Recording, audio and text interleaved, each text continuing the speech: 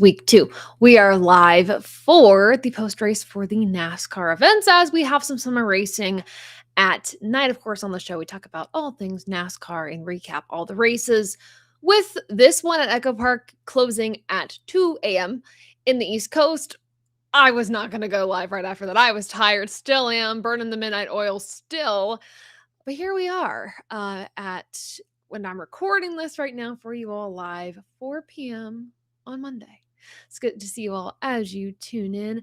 But yeah, the race at Echo Park, otherwise, besides being tired and it being late, was a really exciting race. We had a lot of variety of the racing that we did see typically at tracks like Echo Park, like Daytona, like Talladega, your speedway style tracks.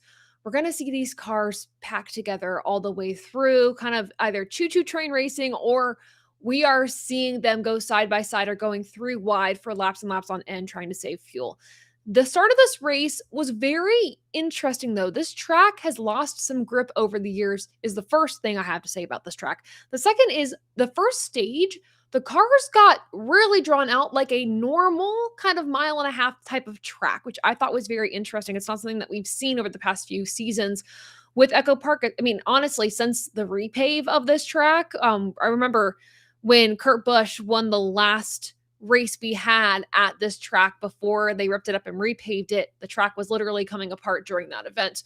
But for this, we kind of saw what Echo Park is turning into. And quite honestly, the racing altogether was phenomenal. Of course, looking at the results of this race, though, first place, sweeping the weekend, I think all but the Xfinity fastest lap was Ryan Blaney from the pole position to winning both stages to winning the race. He was your winner of the race at Echo Park Speedway. I mean, Team Penske, when they come to these types of tracks, you know they're going to be the front runners. Ford has historically this season lacked quite a bit of speed. This is win number 2 for Ryan Blaney this year. And altogether for Ford in the Cup Series, this is win 750. So a very big number for Ford altogether, a big celebration. And I think it's fitting that it comes from Ryan Blaney, who has kind of been their manufacturer's most consistent driver over the past few seasons, right? So really excited to see that he was able to kind of get that win for Ford, and also, of course, advance his place in the championship standings in the regular season. So we'll talk about that in a few minutes as well. But yeah, lots of good things this race. I'm curious from you all what your thoughts were. So leave them in the comments as we go through this live. Making sure I'm getting all my comments here on TikTok as well. There we go. Excellent, excellent. Yeah, finally, Johnny, finally Blaney wins. Domination. Love that, love that. Can we talk about Carson oh, yeah, let's talk about Carson singing. So Carson Hocevar was a hoot this weekend. We had this feud, and it's come on, let's be so for real. It's been a feud that's been brewing between Carson Hocevar in the entire field, and basically all major NASCAR series for years now. It goes back to truck, right? But we look at what happened this weekend, and I saw a post on Twitter, and I really hope I saved it, retweeted it, whatever it was, and I'm going to try to find the person who posted it. But they were like, we are in a very interesting era in NASCAR where we are seeing these driver feuds get to a head again. We're seeing these driver feuds have their own personality again. We're seeing drivers double down and not take no for an answer. I think what Zane Smith did, just saying, I don't like the guy. I'm not going to apologize for it. Carson Hocevar and I don't see eye to eye. I don't respect him, X, Y, and Z. Didn't walk any of it back. And I'm like, I respect that. I respect the hell out of that, because I feel like sometimes these feuds get diluted or muted or are being kind of forced to unravel based off of maybe it's team orders, maybe NASCAR's like, we don't want this. This has been lovely for the sport, might I just say. The drama's been incredible. But yeah, for Carson Hocevar this entire weekend, it's been very much like, hey, bring your favorite drivers or bring a driver's t-shirt that's not mine, that's currently running, to my merch hauler at Echo Park, and I'll replace it with one of my shirts for free. No big deal. Win right there. Drivers, on the other hand, though, happy with him with what he's doing on track. But singing in the car. I don't know if you guys know the meme that it is, but it's the song in Lego Batman, I'm pretty sure, and I don't want to sing it right now because one, my voice, and two, copyright claims. But you know the meme from Lego Batman where Bruce Wayne is just kind of standing there like, oh my gosh, like that's that. But no, it's so fun to listen to his in-car radio because yes, he gets stressed sometimes, and yes, there's some frustration, as is with any driver, but he simply is just enjoying himself and having the time of his life. Truly. And those are just kind of the funny moments that we see. But yes, I have a question. If SVG got the right push, do you think he could have won? I just don't think so. I mean, quite frankly, not like SVG couldn't have handled a big push. I just don't know if it would have worked out for him, quite honestly. Let's look back at that final lap too, shall we? Let's play it here. Coming back to the white flag. Hocevar way out front. Front to bottom. Big run. Come from the 12 and the 23 down the front straightaway. Hocevar could win this, but I'm like, Blaney's car was so strong the entire time. The entire time. 170 laps trying to get around Hocevar. Of course, then we have this move for Bubba where he goes below that double yellow line. That's going to be a penalty, I'm afraid. 3 wide for the lead.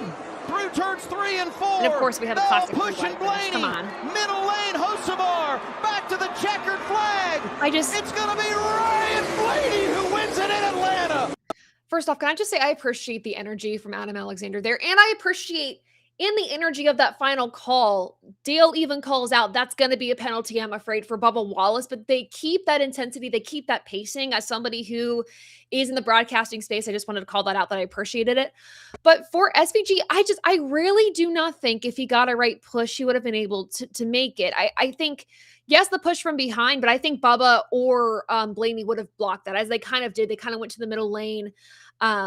I don't think it would have happened for him. Obviously, if we look at the results, though, for this race, let me get to my results. My bad. On screen here, y'all. SVG did get a top 10, though, so I'll take it. I just don't know if he had winning speed. Oh, yeah, did you see the rev? That car? Yeah, Carson was the main character. Okay, you know what? Pause. Carson is not just the main character this weekend. He's been the main character like this entire season, right? I think Denny Hamlin was the main character last year because of the federal antitrust lawsuit, everything he had to go through, his success last year. I feel like every year we have one driver that just kind of stands out amongst the rest, and probably in most motorsports series, right? I think this year for Formula One, it is, for the most part, Kimi Antonelli, but if you look at the off-track drama, you might be saying maybe it's Lewis, maybe it's Max, with Max's potential to maybe retire, right? With IndyCar, a little different. I mean, you would think that Alex Palou, he's the guy, right? He's won the most races this season. He has a good lead on the championship, but there's more drivers trying to like kind of put their foot down and say, not so fast, Alex Palou, but they don't really have an it guy this season quite yet. With NASCAR, it's Carson Hocevar, clear as day. Yeah, the fact that, one, nobody was helping Carson Hocevar, 100% John in the comments on TikTok, because he hasn't made any friends. Nobody's going to help push him to a win. Now, if it benefits them, they might push him for a little bit and then kind of do a move on the final lap to go around him and start maybe their own lane. Sure, but yeah, I mean, Hocevar was kind of just on his own. I think he got out way too far ahead, and that was kind of his downfall there. But nobody, I don't think, would have helped him. Do I think Carson should have gone to the top? That's so tough. I mean, listen, you have two incredible super speedway track racers behind you in Bubba Wallace and Ryan Blaney. I mean, Bubba was going on the bottom line. Blaney was on the top line. You have to choose to block one of them, but both of them had incredible runs behind him. I think either way, Hocevar just did not have the support from behind him to get that lead, because you saw clear as day, Christopher Bell, he was like, all right, I'm going with Blaney. He did not go behind the 77. You also have not Riley Herbst. You also have Ty Gibbs there, who had a choice to go behind Hocevar or to go behind Bubba. And obviously for Ty Gibbs, he's going to go behind his Toyota teammate, leaving Hocevar out to dry. The only Chevy that was kind of near Hocevar would have been SVG, but he didn't have the help to get to the back bumper of Hocevar. But, I mean, you look at the starting order there and you look at all the cars that are enveloped around Hocevar, and you really didn't have a strong Chevy presence, and I think that ultimately hurt at the end of the day. What else do we got? Jason over on Facebook says, you were there last night. Those of us that stayed got to see another awesome Atlanta finish. Atlanta never disappoints, 100%. It has been one of NASCAR's best tracks. I'm going to specify this for Cup in the Gen 7 era. We've just gotten such a variety of racing over the past few years. We've gotten some incredible photo finishes. And I think the race that we saw yesterday was a super interesting, I guess, look at what we can see for this track in the future. Like I said, stage 1 was very different than what we got in stages 2 and stage 3. Everyone got strung out. We had cars going down laps. Not something we're used to seeing with this iteration of the track. So it intrigued me quite a bit, and it made me pretty hopeful for what we can get in the future, where we do have this track that is a super speedway, like mile and a half intermediate type of hybrid. We knew that when the track was designed, we knew how it would function, but we're kind of seeing that duality now, which I'm very impressed by, and I'm actually really excited about, not gonna lie. So yes, Blaney has won the last 6 for Ford. Ryan Blaney getting Ford's 750th win, honestly, I think is perfect. He's been their most consistent driver over the past few seasons. Yes, maybe Joey has more championships than Ryan Blaney, but when you look at the stats, you look at the consistency, it comes from Ryan. So I think it's really cool that he was able to get that win number for them. I think that's fantastic. Now, the question is, yes, we expect Penske to do well at Echo Park, at Atlanta. I'm calling it Atlanta. Sorry, guys. Like, no offense to Echo Park, but this is Atlanta Motor Speedway. Where's the speed any other given weekend? I mean, we've seen that Ryan, for the most part, unless maybe it's a good weekend for Chris Buescher or Zane Smith, has been the top dog for Ford. But being the top dog for Ford typically is like a 5th place on our back or 8th place on our back. That's not good. And Brad Keselowski spoke about this a few weeks ago to the media, where he said, I commend Toyota, all the Toyota teams, on how they're working together and honestly paying for Toyota as the OEM to kind of treat everyone as equals, not giving a number one priority to a certain team is kind of how Brad described it. It's not exactly that, but to say, hey, this is going to be an ecosystem. It's not going to be like a Abby Lee Miller pyramid of who we give more support. It's going to be a collaborative effort. And I think obviously it's paid dividends for Toyota. And Brad is like, we need to get Ford. We need to get our manufacturers that we're working with our team to do the same thing. So interesting stuff. Yes, and that's the thing. Doing it with zero help from the Ford team makes it that much more impressive, 100%. But yeah, Ryan Blaney, dude, I mean, he's so good at these tracks. 2 wins this season. And if you look at the points too, by the way, let's take a look at that real quick. You're going to see that he has closed the gap on the championship lead. I believe he's only like 40-something points behind Tyler Reddick. This is a factor of Tyler Reddick having a rough week. I guess I should say San Diego was a little bit rough. My gosh, the previous weekend was a little rougher for him too. That gap to Hamlin has grown. Once again, we have about what I'm doing mental math here, and then I'm saying, screw it. I can't do it. I don't trust my ability to do math in my head for the moment as I'm trying to talk to you all. But we have a gap of 24 points between Denny Hamlin and Tyler Reddick. It continues to kind of stay the same, kind of grow a little bit. And then if you go from Tyler Reddick to Ryan Blaney, that gap last week, I believe, was 69 points. I wrote it down on my board this morning when I was looking at the point standings. And then if you do the points gap now, it's 41 points. So he's gotten into like 20 more points of that chunk. So we could realistically see Ryan Blaney fight for second in points if Tyler Reddick continues to not do well. And for Tyler Reddick in that 45 team, my God, my words today, it's got to be points. Points has to be your focus. Race wins 100% will get you way more points and be way more of an advantage in the long run.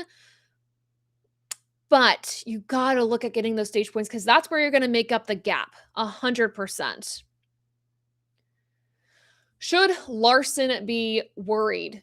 Kyle Larson right now, okay, so if we're talking about his point standings, no. I mean, he's 6th in points, he's fine. But if we're talking about Larson only 16 out of 5, what are we talking about specifically here with Kyle Larson? Because I don't think so. I really don't. John, thanks for the comment. I appreciate it. Okay. Oh, with stage points. That's right. Okay. No, I think we should be fine. I mean, look at with Tyler Reddick, where things come apart. Hold on. See, laps led, Denny Hamlin, stage points. I want to look at like stage points. Hold on.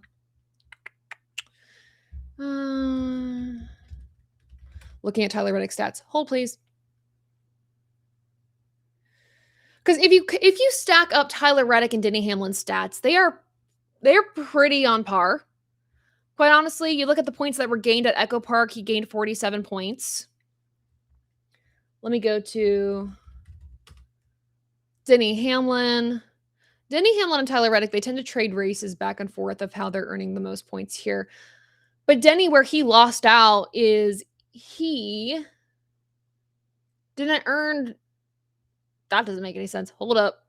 I don't know if NASCAR's websites. This is where I go to my email, you guys. Hold, please. I keep panicking because I'm looking for stats on the NASCAR website and they're not updated yet. So apologies, everyone.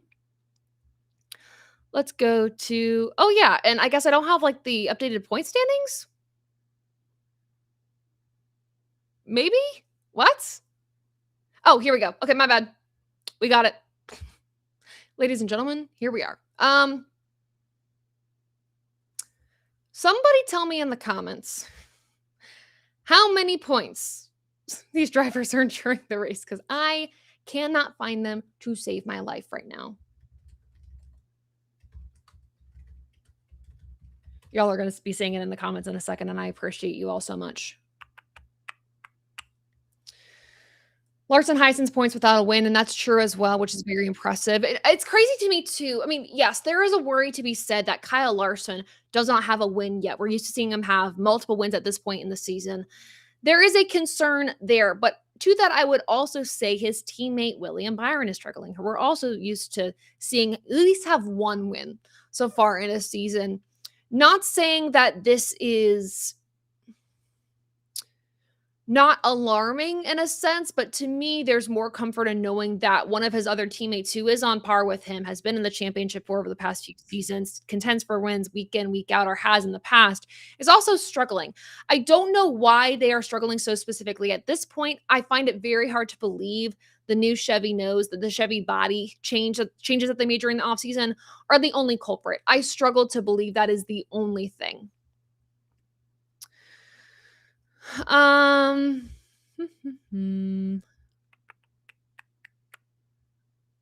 we could talk about the in-season challenge too. That's another thing.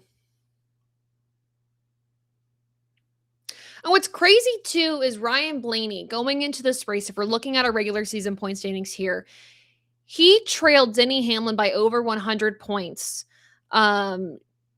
Third in points right now. Now he is 65 points behind with 6 races remaining in the regular season. That is a hard points gap to make up to be first in points.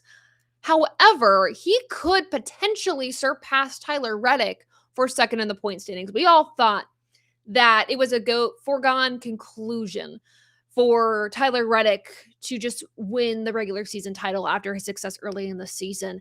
And to be quite honest, I mean, yeah, I kind of wrote it off as a success for him overall, and it still is, but I was like, yeah, he's going to win the regular season. It's the fight for second. It's no longer that way.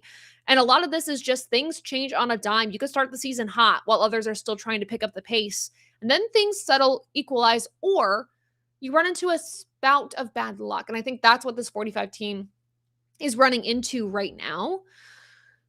But yeah, I mean, it's exciting to see somebody kind of enter the fight that has really been Toyota heavy. And what's crazy about it to me is it's a Ford. The Fords have been so irrelevant this season. And you would think, okay, at least a Chevy would bring the fight points wise to Denny Hamlin and Tyler Reddick. And it's just not that way. So it's kind of funny to me that Ryan Blaney is the guy, but it also shouldn't be surprising because Ryan Blaney has been one of the more consistent drivers season in and season out.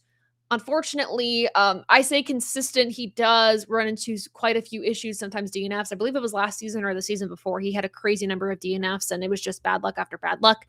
This season, this 12 team is consistent. Where they need help is on pit road still. Their stops are very slow. There was a few stops that were slow on Sunday. A lot of them were because, and everyone was like, wow, Blaney lost spots on pit road. That sucks. Like pit crew, whatever. I'm like, He was also leading most of this race, and when you're the leader at a track like this, you burn more fuel. You have to wait in your pit stall to get your car packed full of fuel, and that's why most of these stops were much longer for that 12 team. So I give them grace for this Echo Park race. Blaney could win the regular season championship. It only takes a couple of bad finishes from Hamlin, 100%. It only takes a couple bad finishes. I also know like JGR has had some mechanical issues in the past, but those typically come around during the chase time, the playoff time. We've been trying to say the playoffs for years and years and years. Now we have to say the chase again in my brain. It doesn't work all the time. Yeah, but here are some stats overall. This is a really good point on TikTok over here. The overall points champion or driver with the most in the last 5 years hasn't won. Like your regular season champ has not gone on to win the actual title at the end of the day. So something to keep in mind, 100%. Blaney has some good tracks coming up too, so don't count him out to take over Denny Hamlin. Heels Rule, thanks for that comment. 100%. I mean, if we go onto just the NASCAR website, look at the schedule. I mean, let's look at the schedule together, shall we?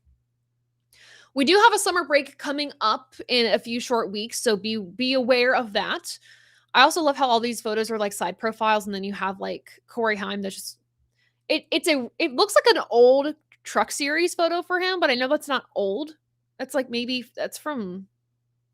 It would be from last year. He just looks really young. Anywho, we have North Wilkesboro, which I would assume is a really good track for Denny Hamlin. Denny Hamlin's great at our short tracks. We also know, though, that Ryan Blaney is as well.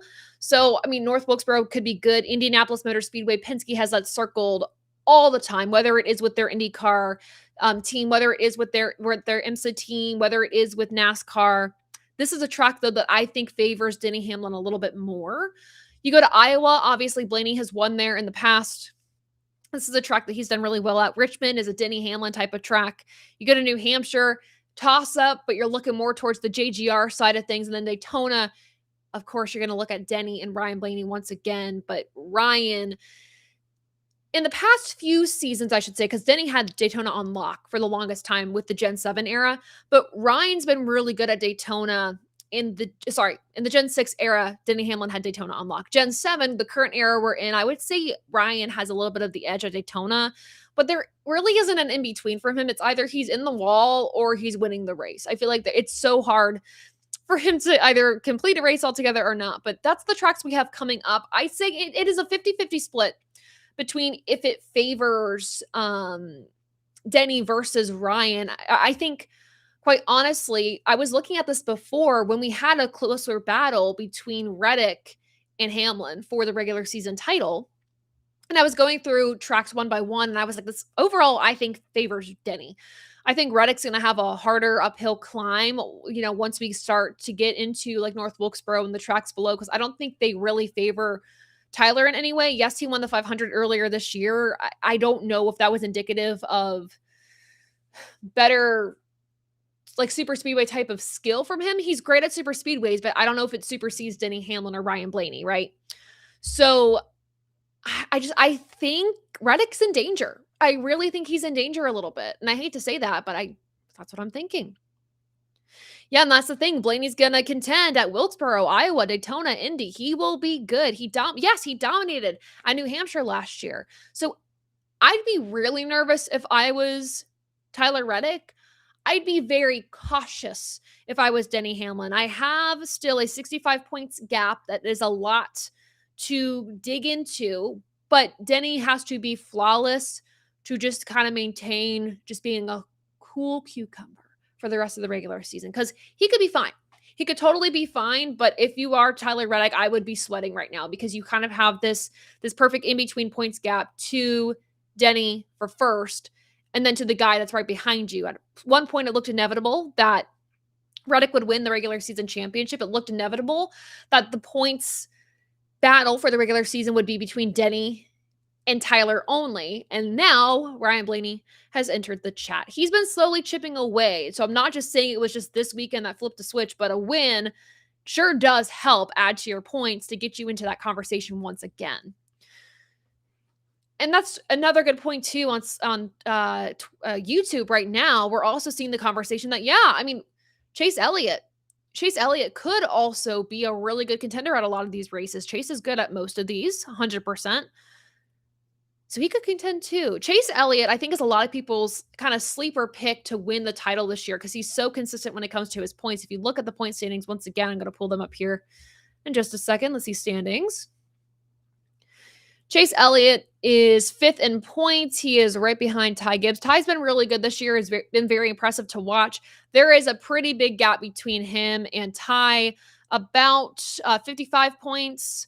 So not impossible. It's 10 less points than it is from Blaney to Denny. And I'm saying, it's not impossible to count Ryan Blaney out to be first in points. I still think that's a bit of a stretch, but it's not impossible if things go to complete crap for the 11 team. But another good battle to look at too is to see if Elliott can close any more on Ty Gibbs. But the next few tracks, I really do think are better for the Toyotas.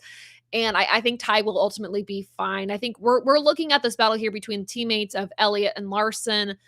The battle between the cutoff line has gone a little lighter. You're seeing a really close battle here between Eric Jones and Joey Logano, but the gap between 16th and 15th has widened a little bit. SVG drops in points by 1. And then you're seeing this battle between Logano and Ryan Preece widen out a little bit more. But I think when we do reach Daytona to end the regular season, this will be what everyone is watching. It typically is when we have maybe one more spot to win and you're in for the playoffs when we had the playoffs. But with the chase, it's all going to be on points, and I think it'll be a really fun battle. I really do. But yeah, I do foresee this could be a really dominant stretch of races for Hamlin, Elliott, and Blaney. I would not be surprised if they all won at some point in these next few weeks, multiple times, maybe just once. Now, the question is, Ashton asks a really good question on TikTok. Can Logano make up enough points to sneak into the top 16? And that is such a great question. Logano right now is 17th in points. He has hold on. Let me look at my points graphic here. He is only 8 points behind Eric Jones. So he can easily make that up. That is not a problem. Where I get more nervous is his points gap to SVG. That's a lot bigger of a hill to climb. The problem is, though, you could get above the cutoff line and be 16th in points after next week's race, which I don't think is impossible for Joey Logano at North Wilkesboro. He's done fantastic there in years past, or I guess in the All-Star races past, I should say. However, if you are within maybe a 15-point gap with a person below or in front of you, it's really easy to gain or lose. We have Joey Logano, 438 points, to SVG's 469. That's a 31-point gap.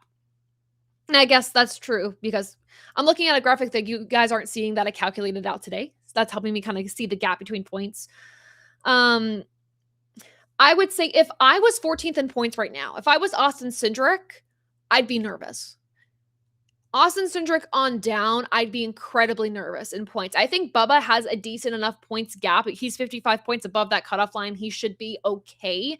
But having a weekend like this where you had an opportunity to finish second in points and then you impede with the yellow line rule and you lose 27 valuable points, you can't have another weekend like that. And I think the Achilles heel of this 23 teams is just some interesting mistakes. Now, personally, I didn't fully get the penalty for Bubba, but I thought jetting down that far below was a really interesting move. He got really, really loose. So control of the car, I understand.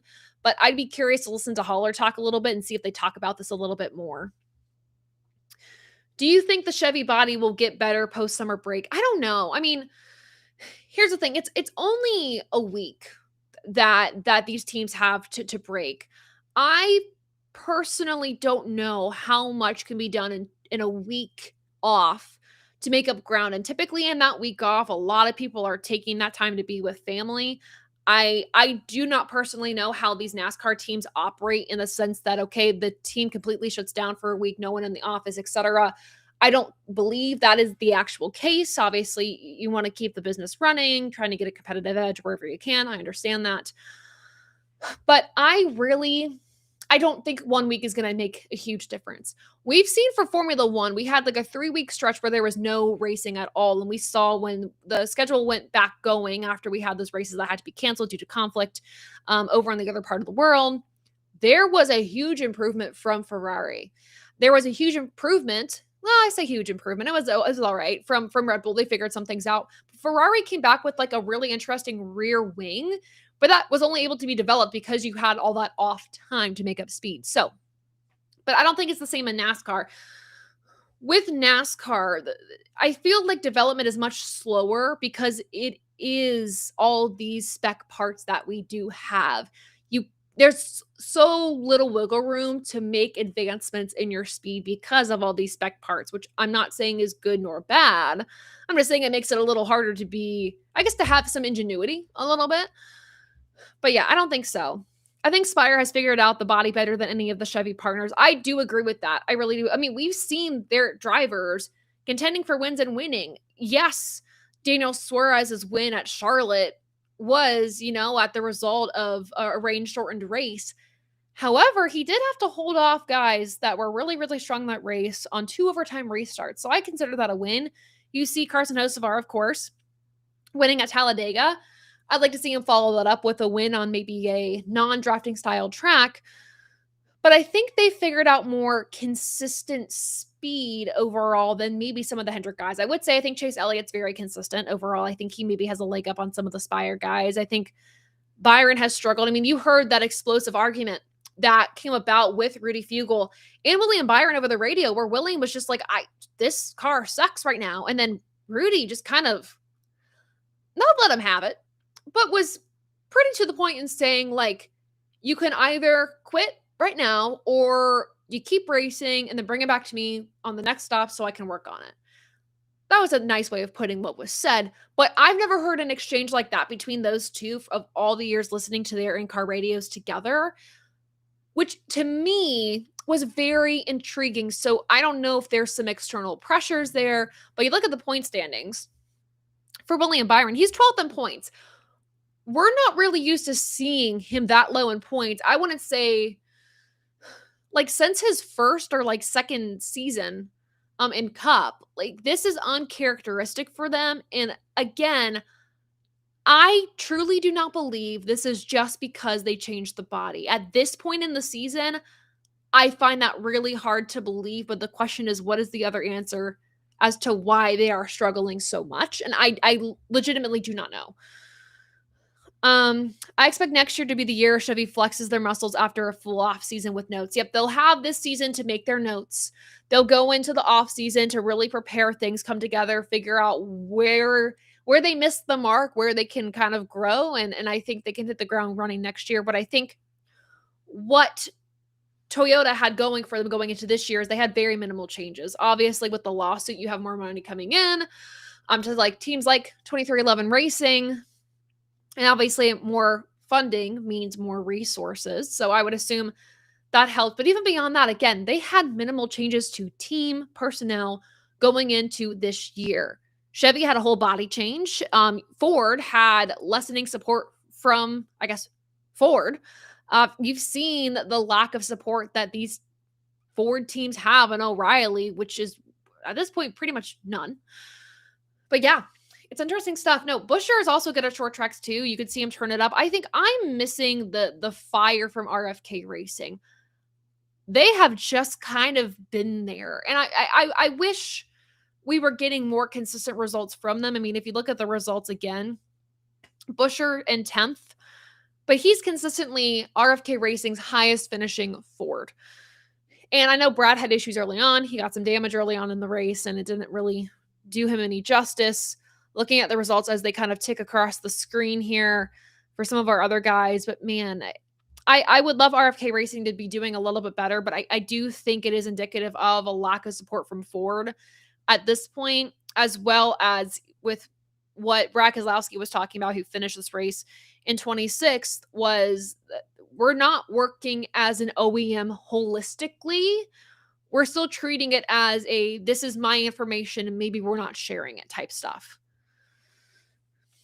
Yeah, Brad was good earlier in the season and they've fallen off. I mean, look at Brad's stats. Let's look at Brad's stats.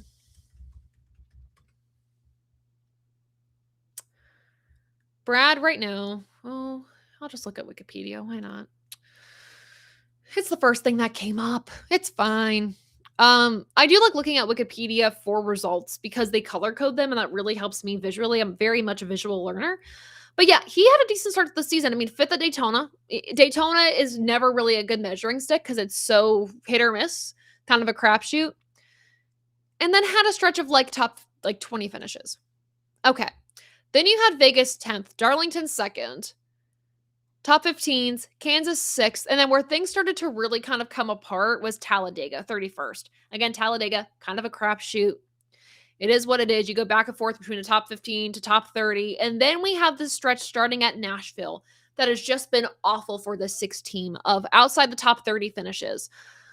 We're diving back in to finishes inside, or in the top 20, or I guess top 25, whatever that is. But I have no clue. Brad is somebody who is very candid about the reality of their performance and where they're at as a team. So I appreciate the candor from him, but it's, man, you gotta wonder, what else can be done for RFK Racing to kind of help rectify their performance right now because it's a bit lackluster. What other aspects of this race do you want to talk about? And that's true too. This is something that I did not mention in my assessment of Brad Keselowski. What was so impressive when he started this season, remember during the offseason, he broke his leg. And he had some of the best results of this season so far at the start when he was still recovering pretty heavily from that broken leg. I don't know if it's still a hindrance to him, if there's still some lingering pain as he's fully recovered at this point or is still maybe recovering. Maybe that's a question I am able to ask him in the next few weeks. But yeah, it's tough.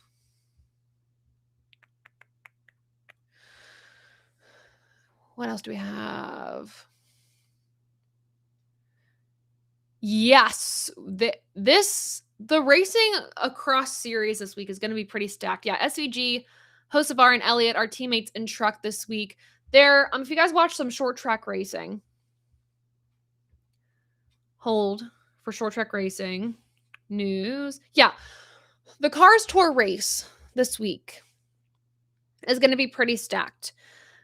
You have Elliott, Heim, Love, Gio Bajero, Minnie Tyrell, Caden Honeycutt. I know there's probably a few more for my buddy Pooley. I've actually mentioned this to me, but it is going to be a pretty stacked Cars Tour race. Obviously, the Cars Tour is going to be sharing the stage with the Cup Series this weekend and trucks at North Wilkesboro, so be aware of that. If you can watch the Cars Tour race, please do. The action there is so exciting. Oh, Taylor, do you like late night racing? Okay, so this is going to be old man yells at cloud stuff, but I don't get a lot of sleep. And the little amount of sleep that I do, I value very heavily. So when something impedes that, I get really pissed off. Like, to be so for real, I get mad. And obviously in sports, you are going to have events that are late at night. It's just how it is, especially in the summer months when you have some other sporting events going on. However, having a night race starting at 7 p.m. on a Sunday, knowing your events typically last anywhere from 3 to 4 hours, sometimes it could linger a little longer depending on red flags and things like that. That's a bold choice, in my opinion. And if we looked at the radar yesterday, 24 hours in advance of the Echo Park race, you could see that there was rain on the schedule for when the race was supposed to begin or around that time. In my mind, I wish, knowing that there is a 24-hour notice rule to let fans know that are going to be at the track, ticket holders, etc., that you're going to move the race up an hour. I wish NASCAR made the choice to move the race up an hour. I know at the end of the day, that might have hurt the fans who were at the track. At that point, we would have gotten to halfway and maybe NASCAR would have called it. But I like night racing. I don't like it on a Sunday. If we're going to do night racing, do what we did when we went to Kentucky Speedway those years ago. Put it on a Saturday night. I love Saturday night racing. I think it's great. You might be a little tired. You might be up till 1 or 2 a.m., whatever that is. It doesn't matter, though, because you have Sunday. I know Sunday, some of y'all are church goers, and it might be a really early morning for you all for church. But for me, at least with my Mondays, my weeks are long. Lots of your weeks are long. this is also summer where, like, I mean, in summer, kids don't go to school. So, like, maybe this is fine. And maybe some of you all that went to Echo Park Speedway were like, I know it's going to be a late night. I'm calling off of work the next day. But man, having a 2 a.m. into the race, and for me having to work the race being up till like 3 or 4 and then waking up at like 6, I'm surprised I'm able to function and be live right now, quite honestly. It's a bother. It is. But yeah. It'll be I will say late night racing makes for some of the funniest moments for the drivers, though. I mean, the rain delay interviews and things that we get are always super enticing to me, and they can be some of the most hilarious moments of the season. And I think also for the drivers to kind of keep themselves aware led to some really interesting in-car radio once the racing went green again, especially from Hocevar, who was doing some karaoke in his car. But yes, I would love some more Saturday night racing in NASCAR during the summer months. My thing is I love night racing in the summer because you're getting the fans out of the heat. You're getting these drivers out of the heat. At least the sun, hot heat, of course, at night in the summer, depending on where you are in the country, it's still going to be pretty humid, pretty awful. Like North Carolina, for instance, in the summer, the nights are pretty good, but they are muggy and humid. But it's way worse during the day. So, not a huge fan of night racing. I wish we would, at least night racing on Sundays. I wish if we were going to do it, we would do it on Saturday nights. And maybe this is something that's thought about in a schedule for 2027. We talk about this all the time, though. I feel like every season this is a point of conversation. I just feel like maybe this year it's just a little worse. My thought process is because we have this race on TNT, it's a streaming platform. Streaming first, I should say. There are other components where this product that we have on TNT goes onto normal TV, right? I wish there was more flexibility. We have that flexibility with Prime, which was fantastic. I would love to see that same thing with TNT as we keep going through the remainder of this schedule. We have TNT and excuse me, this current TV deal through 2031, and then we renegotiate. Hydrate. Everyone, if you have your water next to you, please hydrate. But yes, those are my thoughts. Again, old man yells at cloud type of vibes. I know, I understand. But I will say, on a positive, even though I'm tired, the racing was phenomenal yesterday. We saw a glimpse of what Echo Park is, Atlanta. Forgot to call it Atlanta. I'm used to the corporate speak of Echo Park, okay? Atlanta. We're getting used to what Echo Park, and we're seeing what Echo Park in Atlanta, whatever, is becoming, which is very exciting. We had a totally different stage 1 than we did stage 2, stage 3. I thought it was really fun to watch. So, yeah. I think the racing was good. I think it was worth being up until 2 a.m. for, to be quite honest with you, as a hardcore NASCAR fan and as just somebody who covers the sport for a living. I thought it was well worth it. But yeah, I'm not gonna lie. After this, we're taking a nap. I know at this point you guys are like, oh, Taylor, like on the East Coast, it's almost 5. That's not nap time. It's nap time for me. It's okay. What else do we got? Do you think the issues with Gibbs and Bubba will be long lasting, or will Toyota shut it down? I don't think Toyota will totally shut it down. I really don't. Even if they do, you cannot stop a driver's personal feelings or frustrations with another driver. You can't cut that off. That is on them to figure out. I ultimately do think like this won't be long lasting. Maybe it'll be something that Bubba keeps in mind if both of them get into it, maybe at North Wilkesboro, short track racing, short track tempers. I get it. But at some point though, I think as we get into the last 2 races of the regular season, if Bubba is in a scarier point situation, I think he's going to have to think big picture and honestly start thinking about it now. He's 13th in points. He does have a good gap to those below him, but that can fade if a race goes horribly wrong. I do think, however, Bubba is in a much better place with handling like on-track conflict. Obviously, the emotions are always there, and I don't want Bubba to change that about him. I love his emotion. I love how passionate he is about things, whether they are good or bad things on track, off track. But I think he and his team have a better concept of the bigger picture this season, and I don't think they'll let that get lost in a feud with a driver who is 4th in points. To me, you cannot let that bother you. Like, retaliating or showing your displeasure towards somebody 4th in points while you are 13th in points is an oversight, in my opinion. I think if he is smart, which Bubba is, I don't think he'll let any of that linger past this week or maybe next week. But I think Bubba understands the points position he is in. I do not think that his team especially would let that continue.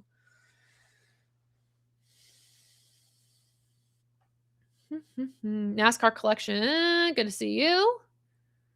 Ryan Blaney did well yesterday. 100% did well. I think, well, first off, let's look at the in-season tournament, shall we? Ryan Blaney, of course, moves on. My bracket's busted now. I had Denny Hamlin winning it all. He lost the battle against Christopher Bell. Christopher Bell with another second-place finish this season. I think Blaney wins the entire in-season challenge. He's very consistent. These races coming up are very good for him. I think the only one that could maybe give him pause, I know we were talking earlier about how Chase Elliott has been very consistent this season, and I think these next few races could be really good for him. I do. I would say, though, obviously, I think Elliott's going to win against Todd Gilliland unless Elliott DNFs. Bell and Blaney is the one that I'm curious about. We don't have a lot of data for North Wilkesboro for a more long, drawn-out race without gimmicks in it, right? We have the all-star races to look back on. That Bell has won in recent years, an all-star race at North Wilkesboro, so we'll take that into consideration 100%. The short tracks tend to benefit at this point this year, the Toyotas. So I think maybe Blaney doesn't have as much of an advantage against Christopher Bell with this, but it's going to be a close battle between those two. I really do. But Blaney overall, great performance on Sunday, a dominant performance. I know the stat, NASCAR Insights had a stat about this race and Ryan Blaney's performance that I want to pull up here. Yeah, Ryan Blaney has now led 168 laps today. This was before the checkered flag flew. The most laps a driver has led in a drafting track race in the modern era of NASCAR. That's in 228 races. So the performance was impressive. Surprised by it maybe, because I think at Echo Park we're so used to seeing the lead change so many times, and we just did not see that. But with Ryan Blaney winning Echo Park, leading 171 laps, the second most laps led on a drafting track in NASCAR Cup Series history, Blaney has now won the last 6 races for Ford and the Cup Series dating back to Nashville in June 2025. He is Ford's guy. I'm so glad to see that Penske signed him into a more long-term contract. I mean, he is the face of their team and Cup, in my opinion. Joey has not had the performance this year to justify that at all. Cindric is doing what he can, quite honestly. Also, Penske Games are back. To all those who celebrate, happy Penske Games. It's been a long time, but we have finally made it back. But yes, the in-season bracket going into Nashville, we have Gilliland versus Elliott, Bell versus Blaney. If any of those guys are still in the fight for you, your brackets are still good. Congratulations. We will see who was able to get it done. But yes. Well, everyone, thank you so much for tuning in to this episode of Above, Below. And again, we will have one more evening where we are live. Following the race, North Wilkesboro is going to be an evening race. So we will be live following that right here on the ATYL channel. So make sure to go check that out. I'm right here on my social media platforms as well for you all tuning in. Of course, follow me on socials for more NASCAR chat at Above, Below Line or at _Taylor Kitchen _. But yeah, fun weekend of racing, a late night of racing, I should say. So hopefully everyone gets some rest after your work days today. And I'll see you all this coming weekend. All right. Thanks so much.